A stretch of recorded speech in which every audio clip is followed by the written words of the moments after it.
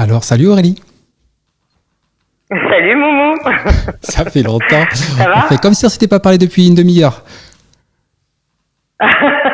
Voilà, on va faire comme si, en mode comédie.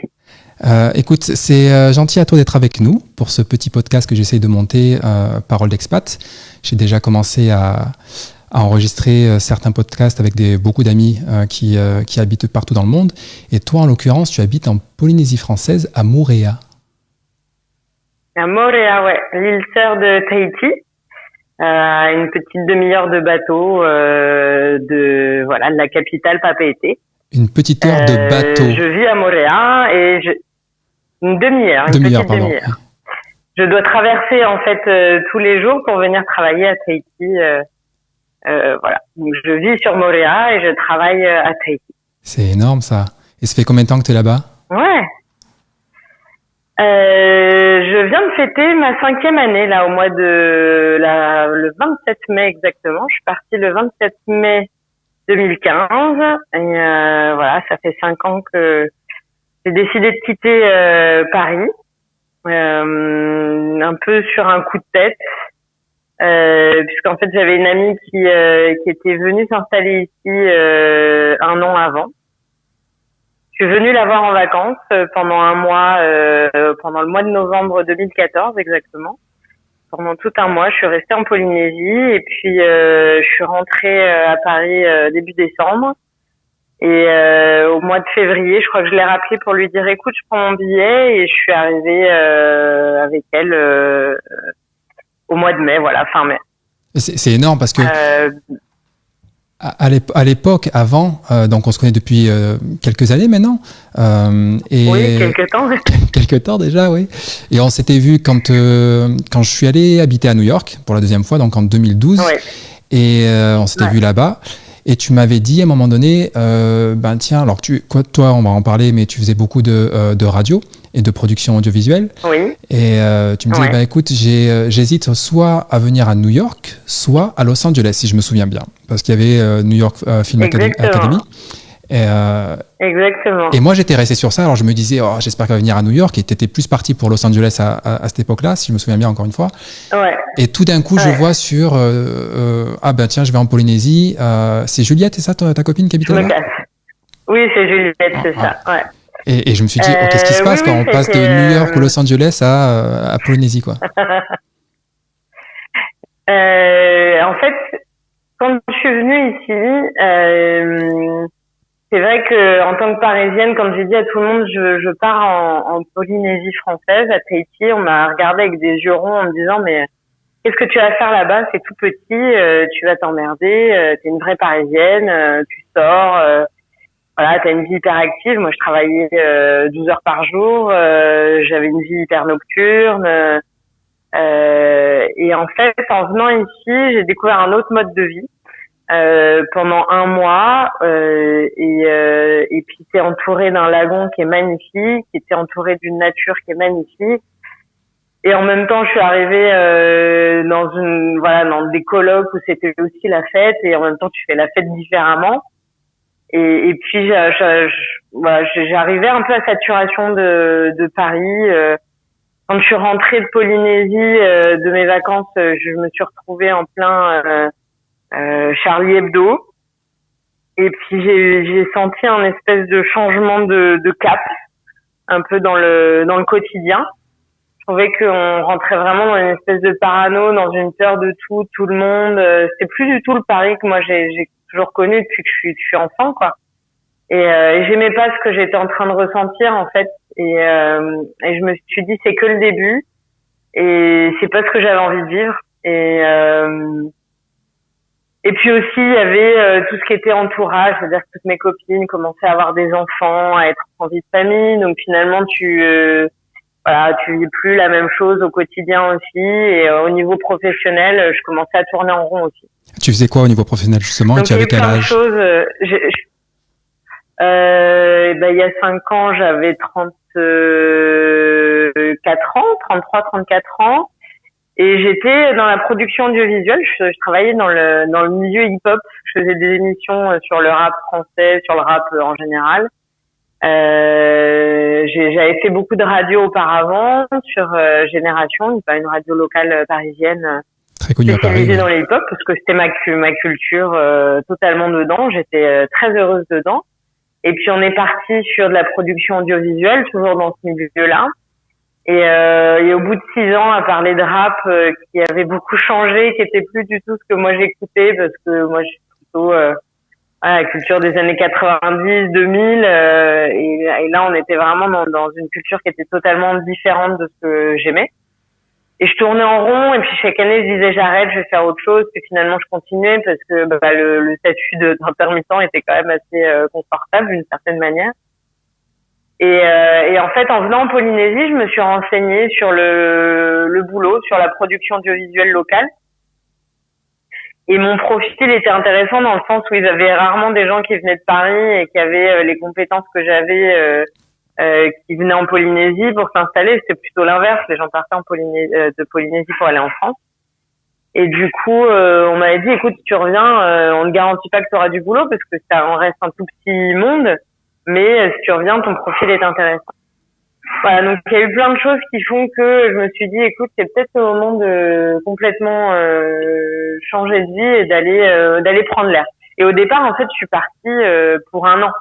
C'est pas du tout parti pour rester. Moi, je m'étais dit, je pars 1 an en Polynésie, je vais prendre l'air et puis après, je mettrai en marche justement mes projets de Los Angeles ou de New York. Parce que je reste quand même une citadine convaincue. Et puis, finalement, 1 an, ça m'a paru trop court. Donc je m'étais dit non, je vais rester un peu plus longtemps. Et puis, entre-temps, j'ai rencontré quelqu'un aussi ici. Donc, le classique. Voilà. Le classique, une chose en amenant une autre, tu dis, je vais rester un peu plus longtemps. Et une chose en amenant une autre, donc je suis restée avec cette personne-là, et puis aujourd'hui on a une petite fille, et puis il y a une deuxième petite fille qui arrive. Donc tu rentres pas en France, mais d'un autre côté, au bout d'1 an, je suis rentrée à Paris, parce que ma sœur allait accoucher de mon petit neveu, et puis ma grand-mère était pas très bien. Donc au bout d'1 an, je suis rentrée en août 2016. Et j'ai passé 1 mois en France et en fait je me suis dit je me vois plus du tout, mais genre pas du tout, revenir vivre à Paris. Je le sentais plus du tout. Alors pourquoi? Est-ce que tu peux nous expliquer un petit peu? L'ambiance, le speed, dis-toi que je suis rentrée en plein mois d'août et que je suis rentrée, j'avais des pulls sur moi, j'avais froid alors qu'il faisait 22 degrés, que tout le monde était en débardeur. On s'habitue vite. On va dire que je me suis... Ce qu'on me dit ici, c'est que je me suis tropicalisée. Donc, dans les faits, effectivement, ma sœur, elle me regardait avec mes 2 pulls.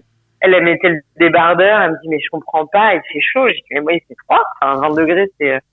Ici, il faut dire qu'on vit entre 27 et 35 degrés. Donc, quand il fait froid, notre hiver qui est au mois de juillet, quand il fait froid, il fait très très froid, il fait 17 degrés, et quand il fait un peu froid, il fait 22, 23, tu vois. Donc déjà voilà, moi, le côté tropical me manquait. Et puis oui, cette nature qu'on a finalement au quotidien, qui te permet d'être tellement bien quand tu regardes autour de toi. Moi, je me lève le matin, j'ai la vue sur le lagon ou sur la montagne, et je prends le bateau tous les jours, je traverse ce bras de mer entre Tahiti et Moorea. Même si tu vis à Papeete, qui reste quand même j'allais dire la grosse ville, c'est vrai que quand tu viens ici, tu te dis c'est tout petit, mais en même temps t'as la montagne derrière qui est magnifique, tu peux aller te faire une rando à 5 minutes de la ville si t'as envie. Les gens sont cool. Alors, je vais pas dire que tout est rose et tout est parfait, hein. Il y a aussi des soucis en Polynésie. Il y a des soucis de pauvreté. Il y a des soucis il y a des cons comme partout. Moins qu'à Paris, peut-être? Bien accueillis. Oh oui, beaucoup moins. On en est loin. Non, mais je veux dire, voilà, il y a ici des indépendantistes qui n'aiment pas ce qu'on appelle les popas, donc les blancs, mais c'est minoritaire. Je veux dire, on est très bien accueillis en Polynésie. quand tu respectes la culture polynésienne, parce qu'il faut comprendre que ici, quand tu arrives ici, tu es accueilli par les Polynésiens, bien que ce soit un territoire français.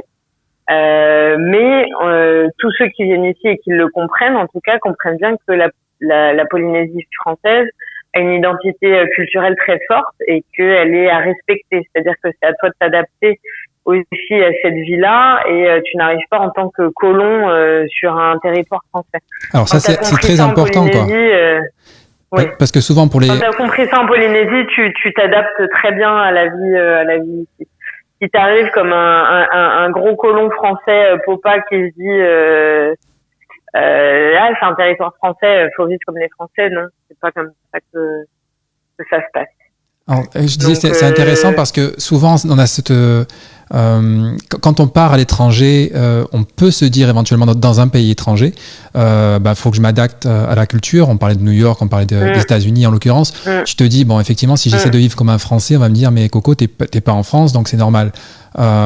Et toi, tu es parti dans un territoire français, donc c'est vrai que les gens pourraient se dire il y a rien qui va changer, c'est juste que comme tu dis, je vais avoir un lagon et puis la vie sera un peu plus cool, mais je vais garder mes habitudes, mais ça reste une culture à part et ça peut être un choc. Voilà. La culture polynésienne, elle est très riche, elle est très intéressante. Après, dans le quotidien, je veux dire, on change pas tout, on chamboule pas tout. Hein. J'ai mon Carrefour, on roule du même côté de la route. On n'a pas la même monnaie. Ici, il y a un gouvernement propre, même si on est régi, on est soumis à on est soumis par exemple à la même législation française ou à la même éducation française, mais il y a des lois qui sont différentes ici. Il y a un président. Il y a un gouvernement polynésien. Après, en fait, si tu veux, ton quotidien est différent parce que la culture polynésienne est différente. Ici, tu tutoies les gens, par exemple, quand tu arrives. Bien que ça ait tendance un petit peu à changer aujourd'hui, parce que le tourisme fait que les Polynésiens s'adaptent un petit peu aux touristes français qui des fois prennent mal le tutoiement polynésien. Mais moi, c'est quelque chose auquel, par exemple, je tiens beaucoup. C'est-à-dire que je continue à tutoyer énormément. Moi, je tutoie tout le monde ici parce que quand je suis arrivée, c'était comme ça. Mais en 5 ans, ça a beaucoup changé. C'est ce qui se fait aussi au Québec, à Montréal en l'occurrence. Ouais. Par exemple, le tutoiement au Québec, alors je sais pas si ça change, mais tu vois, il y a une guide touristique qui a expliqué à ma sœur quand elle est venue me voir en vacances qu'aujourd'hui elle vous voyait parce que un touriste français, typiquement français, j'ai envie de dire, l'avait rabroué un peu en lui disant on n'a pas élevé les cochons ensemble, vous n'avez pas à me tutoyer. Ah là là, on va rentrer dans les clichés des touristes français. Ah ouais, non mais complètement. Mais en fait, tu vois, quand elle m'a raconté ça, j'étais un peu choquée. J'avais envie de dire, mais renseigne-toi dans le pays dans lequel tu vas, en fait. Et effectivement, ici, tout le monde se tutoie. C'est-à-dire que moi, j'ai déjà croisé le président de la Polynésie française qui venait assister à une projection d'un documentaire qu'on avait produit à l'époque avec la boîte avec qui je travaillais. Et qui arrive, et alors même s'il y a tout un protocole, il y a le président qui arrive, donc il y a un certain respect, mais le président, il arrive, il claque la bise à tout le monde et il tutoie les gens, tu vois, donc il y a une certaine douceur de vivre là-dessus qui est assez... Et c'est vrai que moi je suis jamais allé à Tahiti pour le coup, mais je suis allé plusieurs fois à Montréal, et au tout début, quand mes amis m'avaient expliqué que le tutoiement était de rigueur, c'est vrai qu'en tant que Français, puis on t'apprend à vous voyez quand tu connais pas, personne un peu plus âgée, etc. Mais ça donne moi j'ai adoré personnellement parce que je dirais pas que ça simplifie les choses, mais tu te sens plus à l'aise. Et oui, carrément. Mais au début, c'est un peu bizarre. Au début, par exemple, les grands-parents de mon chéri, j'ai eu du mal à les vous voyer. Et papy, qui lui était un Hollandais arrivé en Polynésie dans les années 50, qui s'est marié avec donc la grand-mère de mon chéri, qui elle est vraiment tahitienne. Quand je les vous voyais au début, les deux ils se sont regardés, ils se sont marrés en fait. Et du coup, ils m'ont dit non, mais non. c'est pas possible. Donc on te met vite à l'aise et on te remet un peu dans le truc en te disant allez, mets-toi dans le tutoiement. C'est pas naturel pour nous, mais ça le devient finalement assez rapidement. Bon, c'est agréable. Bah, tant mieux. Là, on est un peu sauté parce que on est allé un peu vite peut-être parce que beaucoup de gens peuvent se poser la question sur comment tu as fait pour aller à Tahiti. Est-ce qu'il faut des visas, sachant que c'est un territoire français? Est-ce que tu peux juste y aller avec ton passeport ou même ta carte d'identité française, ou est-ce qu'il faut avoir des papiers, d'autres papiers plus spécifiques? Non, c'est un peu l'avantage, c'est qu'effectivement c'est un territoire français, donc tu n'as pas besoin de visa. Alors t'es obligé de prendre ton passeport parce que tu passes par les États-Unis pour venir jusqu'ici. Hein. Le voyage est assez long. T'as 22 heures de voyage pour venir jusqu'en Polynésie. C'est un territoire qui se mérite parce que quand tu sors de l'avion, je peux te dire que t'es bien lessivé. Au moins 10 jours pour s'en remettre. Oh oui, il faut un petit peu de temps. Plus quand tu reviens en France, où le décalage horaire est un peu violent. Quand t'arrives, ça va. Tu te mets vite dans le rythme. Tu te lèves très tôt le matin, mais ça tombe bien parce que c'est le rythme des Polynésiens. Et mais voilà, donc non, t'as besoin après ici, t'as pas besoin de visa pour travailler. Tu arrives avec ton identité française, tu es en territoire français. Donc pas de difficulté par rapport à ça. Par contre, tu n'as plus le même système de couverture sociale. Tu ne bénéficies pas de la couverture sociale française. Ici, tu as ce qu'on appelle la CPS, la Caisse de prévoyance sociale, je crois. Donc tu dois souscrire à cette sécurité sociale là. Tes assurances françaises ne sont plus valables ici non plus. Le chômage. Il y a quelques petites choses à mettre en place. Il n'y a pas de chômage ici, ça n'existe pas. Voilà, c'est très important à dire à tous ceux qui y pensent. Tu travailles, si tu ne travailles pas, tu n'as rien. Donc il n'y a pas de caisse de chômage. Quoique le Covid aujourd'hui a changé un peu la donne, ils sont peut-être en train de réfléchir à une caisse de chômage, mais je pense que ce sera limité aux locaux ou aux gens qui sont là depuis quelques années et pas aux nouveaux arrivants, parce que sinon ce serait beaucoup trop facile. Ici c'est vraiment voilà, comme je te dis, si tu travailles c'est bien, si tu travailles pas, tu te débrouilles. Il y a beaucoup de débrouilles. Après ils sont un système très familial. Les gens vivent un peu en communauté, en famille. Quand t'as peu de moyens, plusieurs générations peuvent vivre sous le même toit, et puis tu vis avec tes arbres fruitiers et la pêche et un peu de débrouille quoi. Donc voilà. Mais sinon la vie est un peu chère aussi, faut prendre ça en compte. Hein. Tu vis, c'est pas les mêmes moyens qu'en France. Tout est cher, tout est cher. Carrefour c'est très cher. Tu vas acheter tes yaourts, tu les achètes 5 € alors qu'ils te coûteraient 1 € en France. Après, du coup, ton niveau de vie et ton salaire est adapté aussi. Enfin, en tout cas pour nous, hein, en tant qu'arrivants sur le territoire polynésien. Tu es plutôt pas trop mal payé quand t'as un métier qui te le permet. Ce qui n'est pas le cas pour tout le monde. Le salaire là-bas. moyen, je crois que non, ce qui n'est pas le cas pour tout le monde. Je crois que le salaire moyen pour les Polynésiens doit être aux alentours de 1 000 €. Ce qui est pas énorme quand tu vois justement le coût de la vie. Et encore une fois, ils ont soit la chance d'avoir des possessions, c'est-à-dire que leur maison appartient à leur famille depuis des générations et du coup ils le transmettent, ou alors c'est une vie assez précaire pour certains Polynésiens effectivement. Après nous en tant qu'expat, en tant que POPA, on est plutôt bien lotis. Il y a beaucoup ici d'infirmiers.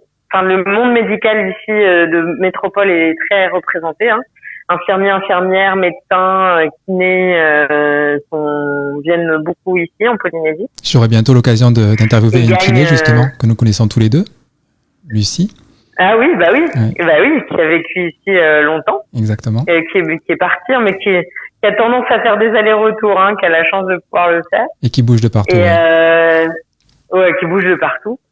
et voilà, ce milieu-là est plutôt bien rémunéré. Et sinon, les deux autres professions très représentées sont les militaires, évidemment, et les profs instituts qui viennent. En fait, chaque année, on a des vagues de militaires et d'instituts qui viennent renouveler, en fait, puisqu'ils ont en général des contrats de 3-4 ans sur le territoire et puis qui repartent ensuite en métropole ou sur d'autres territoires d'outre-mer. Alors, tu nous parlais tout à l'heure de la distance, donc ça se méritait, que tu fallait 22 heures de voyage pour venir là-bas, pour aller là-bas. Et tu nous as dit également que tu avais une petite fille, que tu en avais une deuxième qui allait venir, qui était en route. Oui. Comment tu vis la distance pour l'avoir vécu quand j'habitais en Australie ou même en Californie, c'est très très long. Pour les heureux événements et pour les moins heureux événements, ça peut compliquer les choses. Est-ce que pour toi c'est un frein ou est-ce que c'est quelque chose avec lequel tu t'es dit tant que je suis là-bas, voilà, ça fait partie de ma vie et pour le moment je suis bien et je suis prêt à le prendre en compte? Alors c'est difficile effectivement la distance parce que on n'est pas à 2 heures de vol pour retourner voir maman quand t'as un coup de mou et que tu te dis tiens j'ai envie de passer un week-end avec mes copines et que elles ont eu des enfants, il y a eu des mariages. Ça ferait cher le week-end. Auquel j'ai pas pu voilà, ça ferait cher le week-end et puis de toute façon tu mettrais un pied en France qu'il faudrait déjà que tu repartes. Donc non, il y a plein de choses auxquelles effectivement j'ai pas pu assister. Comme je te disais, je suis rentrée en France pour la naissance de mon neveu en 2016 et il se trouve que il y a eu le décès de ma grand-mère sur le même mois. Donc j'allais dire les événements de ma famille les plus proches, j'ai pu être là, mais pour les copines par exemple, les naissances ou les mariages, j'ai pas forcément pu être là. C'est douloureux, c'est difficile parfois. C'est douloureux aussi de pas forcément voir mes neveux grandir. On se voit beaucoup par WhatsApp. Heureusement qu'il y a ces outils-là aujourd'hui. Je peux parler, moi qui suis très très très très proche de ma maman. C'est difficile d'être loin. Ma sœur le vit pas très bien, mon éloignement notamment, parce qu'elle voit pas sa nièce grandir non plus. Pour ma maman c'est difficile mais elle le dit pas. Et puis les parents, ma mère elle est venue déjà plusieurs fois. Elle va venir pour la 4e fois en 5 ans. Donc ça va. On arrive à se voir quand même au moins une fois par an. Moi depuis que je suis partie, soit je suis rentrée, soit ma mère est venue. Jusque là on a réussi quand même à se faire ce petit plaisir là. Même si c'est quand même un coût de faire ça. C'est pas donné effectivement. Mais c'est vrai que là les prix baissent petit à petit avec l'arrivée de compagnies comme Friendsbee où on n'est plus du 2000 € pour faire un aller-retour, mais plus du 1000 €. Donc déjà tu te dis c'est déjà plus gérable. Donc c'est compliqué à vivre. Il y a des moments où tu te dis mais qu'est-ce que je fous là? Pourquoi je suis si loin? Pourquoi j'impose ça finalement à ma famille ou je m'impose ça à moi? Mais d'un autre côté, c'est aussi un luxe d'être ici, d'être, j'allais dire un peu loin de tout et d'être un peu protégé de tout. Quand on voit tout ce qui se passe aujourd'hui en France, ces difficultés, je saurais pas comment exprimer ça, mais c'est vous êtes un peu dans votre bulle là-bas permanente. Ouais, voilà. Enfin, tu vois, on est protégé de beaucoup de choses, quoi. Je veux dire, même le Covid, au final, on a eu 60 cas, on n'a eu aucun mort. Ils ont fermé le pays très rapidement. On n'a pas vécu dans une psychose très longtemps. Je veux dire, on a dû avoir un mois de fermeture et puis on est vite revenu à la vie normale, même si on vit dans un pays qui vit à 80% du tourisme. Alors on va un peu morfler sur ça pendant quelques temps, mais je veux dire ça va revenir aussi. Après notre quotidien, il est cool, quoi, tu vois. Encore une fois, je reviens sur cette nature qui nous entoure. Moi, je suis heureuse de faire vivre ma fille là où on vit, quoi. Tu devrais l'éduquer ou les deux, en l'occurrence, à Paris. Revenir vivre à Paris avec ta famille, avec tes enfants? Non. ça jamais. Ça a l'air d'être catégorique. Non, mais c'est fou. C'est fou parce que c'est vrai que je suis parisienne et que j'ai adoré mon enfance à Paris parce que j'ai connu que ça et que le côté musée, le côté sortie, enfin, je veux dire, on a fait avec ma mère, on a eu la chance d'avoir une maman qui était très active et qui nous a fait découvrir Paris en long, en large, en travers. On adorait ça, on adorait aller au parc, aller tu vois, dans les forêts, aller faire les musées. On est accro à l'histoire avec ma sœur. Voilà, donc ça c'était un côté hyper enfin que moi j'ai adoré, mais je ferais pas vivre mes filles dans le béton, ça c'est sûr. On a la chance d'avoir une maison avec un grand jardin, avec un bord de plage, avec 4 chiens, une piscine et quand on a envie d'aller sur un motu, donc c'est un petit îlot qui est au milieu du lagon pour aller passer le déjeuner et passer la journée au soleil, on le fait. Mais j'arrive tout de suite, fallait me le dire. Mais tu es le bienvenu, Morad, quand tu veux, y a pas de problème. Écoute, je le ferai en note. Non, c'est un luxe, c'est vrai. Après les grandes villes, c'est un autre délire. Pour l'instant, en tout cas, on n'est pas fermé au fait qu'un jour peut-être on bougera d'ici. En tout cas, pour le moment, on n'en a pas envie, malgré la distance. On a quand même la chance d'avoir la famille de Raymanou ici. En tout cas une partie de sa famille, puisque lui il est demi-polynésien, son père est français, sa mère était tahitienne. Donc on a son arrière-grand-mère qui est encore là, sa sœur qui est là pour quelques mois encore, elle va rentrer en France, parce que son mari est militaire, mais elle va revenir vivre en Polynésie dans quelques temps. Et puis il y a toutes les cousines, les cousins qui sont ici, donc on a ce côté-là qui est quand même cool. Vous êtes entouré. Et puis après, oui, on est entouré de loin parce que c'est pas notre vie quotidienne non plus d'être avec les cousins et cousines, mais quand il y a les anniversaires, c'est plutôt cool.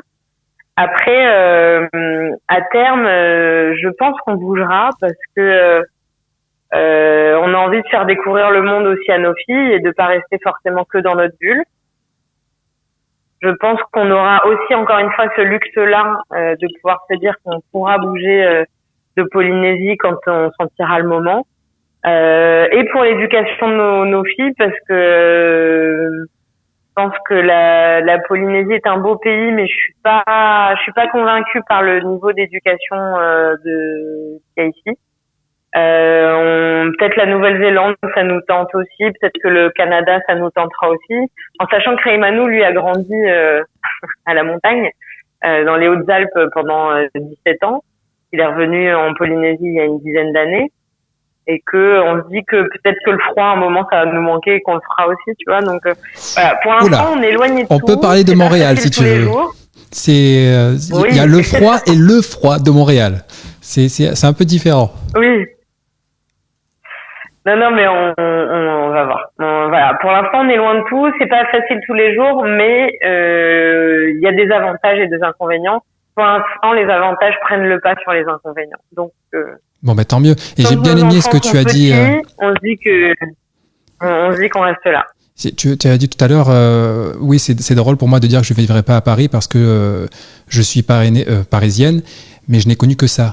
Et c'est vrai que la raison pour laquelle à chaque fois que j'ai cette discussion avec des amis et que j'essaie de les pousser à au moins ne serait-ce que tenter un petit peu l'expatriation, c'est parce que souvent, quand on ne connaît qu'une seule chose, forcément on va aimer ou on va pas aimer, mais on va se contenter de ça parce que c'est la zone de confort, mais on peut découvrir des endroits qui nous correspondent plus. Tu vois, moi, je me suis toujours dit, j'adore la ville, et quand je suis parti en Californie, c'était la ville, mais j'avais la plage, même si au départ je suis Toulon, mais j'ai adoré Paris, j'ai adoré New York. Après, est-ce que c'est juste pour 2 ans, pour 3 ans, et puis finalement la ville te manque pour telle ou telle raison, ou la famille te manque par rapport à la distance, mais au moins tu pourras découvrir d'autres choses et voir si ça te correspond et si tu peux apprendre des choses, parce que souvent tu apprends des choses quand tu vis à l'étranger. Ah oui, mais moi, déjà, pour te dire, je suis passée de Paris avec plus de 10 millions d'habitants à Tahiti où on compte, on va dire 200 000 habitants sur toute l'île de Tahiti. J'ai encore, je suis même pas sûre. Et je suis là à Montréal, je vis sur une île de 17 000 habitants. Donc tu connais tout le monde en fait. Non, on connaît pas tout le monde. Non, mais je veux dire en termes de grand écart, je suis passée vraiment sur quelque chose que je n'aurais vraiment jamais imaginé vivre un jour. Quand j'habitais à Paris, moi, déjà me dire que quand on me disait mais tu veux pas aller vivre ailleurs qu'à Paris, en province, je disais mais jamais de la vie, je serais mon Paris. J'adore avoir ma boulangerie en bas de chez moi, descendre mon immeuble et machin. T'habitais pas loin d'Oberkampf en plus. Ouais, moi j'étais en plein dans le bouillon total, c'était la vie en permanence, enfin, tu vois. Et en fait, non, tu vois, j'adore le fait d'entendre les coqs le matin, d'avoir mes 4 chiens qui cavalent partout et qui coursent justement les poulets, les poulets du matin. J'adore devoir aller chercher mon truc à 5 minutes en voiture, mais c'est voilà, je me de suis prendre le bateau tous les jours. Une autre vie, de prendre le bateau tous les jours. Je me suis adaptée à une autre vie, mais même ça, un passé de Tahiti à Montréal, ça a été compliqué dans ma tête de me dire ah ouais, mais il y aura plus, il y a une très toute petite vie nocturne à Montréal, c'est-à-dire que à 20h, je pense que tout est fermé, quoi, tu vois. Ben moi, c'est encore ma peur. En fait, ouais, mais en fait, après, j'ai une vie de famille, en fait, aujourd'hui. C'est-à-dire que ça fait une grosse différence. tu m'aurais dit ça à 25 ans, évidemment, non. 25 ans, non. Là, je viens d'avoir 39 ans, j'ai une petite fille de 15 mois. Mais t'es vieille maintenant. Ouais, je suis trop vieille. J'adore. Non, mais je veux dire, voilà, c'est différent. Je l'aurais passé à 25 ans. À 34, j'ai déménagé ici. Je faisais la fête avec toutes les colocs de Tahiti et c'était génial. Et on a tous les week-ends, c'était la teuf. Et puis après, tu rencontres quelqu'un, puis du coup, tu continues à sortir. On s'est bien amusé quelques années. Et puis au moment où tu dis bon, ça y est, je pense que là, moi, je vais pas me plaindre. Hein, j'ai fait la fête jusqu'à, j'ai ma fille à 37 ans, quoi. J'ai fait la fête jusqu'à 37 ans, donc. T'as bien profité. Bon, je vais pas faire de crise de la quarantaine à me dire j'ai pas vécu ma jeunesse, non. Ma jeunesse, je l'ai vécue en long, en large, en travers, et même au-delà de la limite de beaucoup de gens, tu vois. Parce que même à 35 ans, on me dit tu sors encore toute la nuit. Oui, je sors encore toute la nuit. Donc non, voilà, c'est tu t'adaptes, tu vis autre chose, tu t'adaptes à autre chose, et puis le jour où on en aura marre et qu'on voudra faire autre chose, on fera autre chose et ce sera très bien. Eh ben écoute, on sent déjà que la vie n'est pas figée, en fait. L'idée, c'est que la vie n'est pas figée. Oui, carrément. On se met pas de barrière et rien n'est irréversible. Et la vie en Polynésie, ça peut être 15 ans de ma vie, ça peut être 20 ans de ma vie, ou ça peut être peut-être plus court. Voilà, on se limite à rien et tout est, en fait, le fait de partir, tu vois, par rapport à ce que tu disais, le fait de partir de là où tu as toujours connu, tu te dis que tout est faisable et il y a pas de limite. Tu peux vivre quelque chose pendant quelques années et recommencer ailleurs. Et c'est le très commun de toutes les personnes que j'ai rencontrées ici, expatriées ici, et il y en a beaucoup. C'est de se dire, on vit quelque chose pendant un temps et puis on va recommencer encore ailleurs sûrement à un moment. Et puis en fait, c'est la plupart des gens que tu rencontres ici, ils bougent, ils font des sauts de puce. Il y en a qui sont partis là en Nouvelle-Calédonie, d'autres qui sont partis à La Réunion, d'autres qui sont rentrés en France mais qui savent qu'ils vont pas rester en France, qui vont retourner vivre ailleurs. C'est une vie de globe-trotteur et puis tu goûtes à quelque chose et puis tu iras goûter à autre chose à un autre moment et c'est très dur une fois que tu as commencé. Ouais, on appelle ça le travel bug quand on n'arrête pas de bouger. C'est vrai que moi, pendant des années, on m'a dit mais quand est-ce que tu vas te calmer à passer d'une ville à une autre, d'un pays à un autre. Je sais pas si je m'arrêterai un jour. Je me dis qu'éventuellement je redescendrai dans le sud de la France, à Toulon, à un moment donné, si jamais je me pose avec j'ai une famille, etc. Mais ce que tu dis, c'est très important également. Ça revient souvent. C'est que beaucoup de gens ont peur de quitter ce qu'ils ont. Encore une fois, la zone de confort, c'est vrai que c'est compliqué. Mais une fois que tu sautes le cap, tu te rends compte que c'est possible. Exactement. C'est possible. Et tu te dis, si je l'ai fait une fois, je peux le faire une deuxième fois. Alors, il y a c'est pas si compliqué. Non, ça demande de la préparation, ça demande un peu de courage, bien sûr, de certains sacrifices, mais souvent, ça en vaut le coup. Et en l'occurrence, pour toi, par exemple, je pensais tout à l'heure, en préparant un peu l'émission, je me suis dit, mais tu te rends compte quand elle devait partir à Los Angeles ou à New York, si maintenant elle est avec son copain, avec son partenaire, et elle a une petite fille et une deuxième en route, ça aurait tout à fait changé. Ou alors s'il était resté à Paris, je dis pas que tu n'aurais pas rencontré quelqu'un, mais a priori, ça aurait pas été la bonne personne vu que tu l'as rencontré maintenant. Et oui, non, c'est sûr. En fait, ça, après, c'est des questions de soit tu crois au destin, soit tu crois au hasard, peu importe. Mais c'est la vie pour moi est une question de choix et ta vie, tu la construis en fonction des choix que tu fais.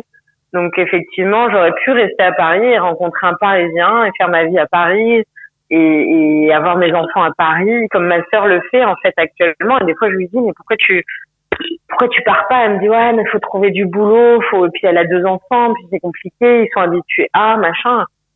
Je dis mais en fait c'est une question de choix, tes enfants ils vont s'adapter et j'ai la chance d'avoir effectivement un partenaire aujourd'hui qui partage cette idée-là, c'est-à-dire que on se met pas de limite, nos enfants ils vont nous suivre et ils vont adorer découvrir d'autres choses, même si au départ c'est un peu compliqué de partir de ce que tu as toujours connu pour des enfants, mais pour des adultes aussi. Au final, tu ne fais que t'enrichir à chaque fois. Et si c'est une galère, rien ne t'empêche de revenir en arrière et de revenir à ton point de départ. Alors, c'est une question aussi de moyens. C'est pas aussi simple. Il faut avoir aussi un minimum de sous de côté ou. Et préparer, voir si ça, oui, effectivement, penser. Pour la Polynésie, voir quasiment rien. Mais j'ai eu du bol. J'ai trouvé du boulot tout de suite. En une semaine, j'avais du taf dans le milieu que je cherchais, c'est-à-dire l'audiovisuel. C'est énorme, ça. Ça a été à la fois une question de chance et une question de timing. Je suis arrivée au moment où, dans une boîte de prod, une nana qui était mariée à un militaire devait rentrer en France.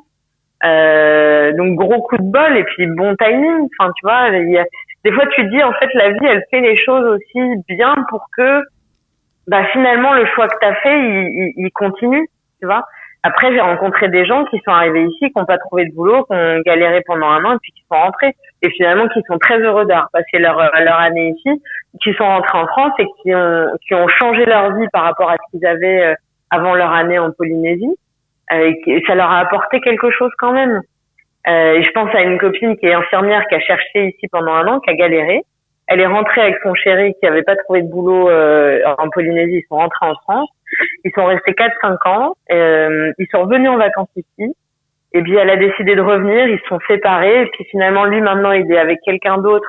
Elle est avec quelqu'un d'autre. Elle est revenue en Polynésie sur une toute petite île, encore plus petite que la mienne. Elle est super heureuse. Il est super heureux. Enfin, tu vois, je veux dire, tout ça, c'est un choix va t'amener une vie différente et c'est ce qui est hyper kiffant quand tu décides de t'expatrier, quoi. Eh ben, écoute. Ça fait peur, mais c'est l'adrénaline de la vie au final, tu vois.